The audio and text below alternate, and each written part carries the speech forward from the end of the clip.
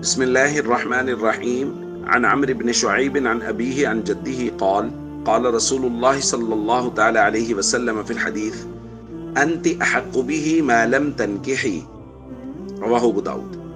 نبی کریم صلی اللہ علیہ وسلم کی خدمت میں ایک خاتون آئیں اور انہوں نے اپنے بچوں کے لیے اپنی خدمات کا ذکر کیا اور حضور سے درخواست کیا، رسول اللہ اب ان بچوں کا والد جو ہے وہ ان اباہ طلقنی، اس بچے کا والد اب اس نے مجھے طلاق دے دی ہے اور وہ اس کو مجھ سے چھیننا چاہتا ہے۔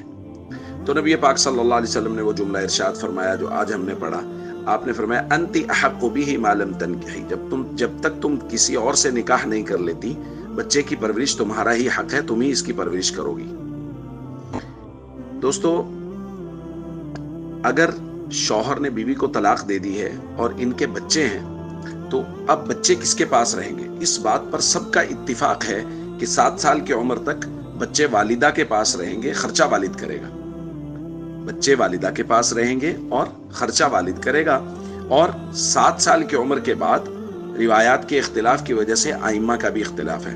بعض ائمہ یہ کہتے ہیں کہ 7 سال کی عمر میں امت جب ہو جائے گی تو بچوں کو اختیار دیا جائے گا، بچے بھلے والد کے پاس چلے جائیں بھلے والدہ کے پاس چلے جائیں، ان کی مرضی کے مطابق فیصلہ کر دیا جائے گا۔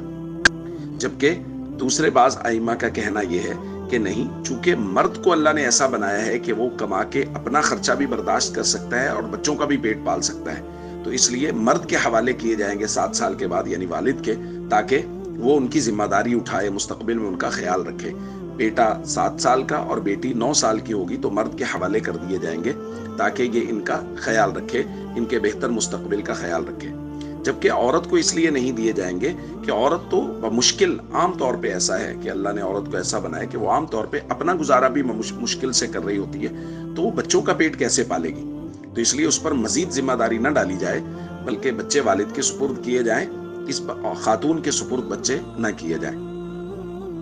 یہاں یہ بات ذہن میں رہنی چاہیے کہ 7 سال تک کی عمر میں بچے کی پرورش والدہ ہی کی ذمہ داری ہے اور وہی کرے گی، خرچہ والد کرے گا۔ لیکن اگر طلاق کے بعد یہ کسی اور جگہ نکاح کر لیتی ہے، جیسا کہ اس حدیث میں بھی حضور نے فرمایا معلم تنکحی، جب تک کسی اور جگہ نکاح نہیں کر لیتی، اگر یہ خاتون کسی اور جگہ نکاح کر لیتی ہیں تو اب پرورش کا حق ان سے ختم ہو جائے گا۔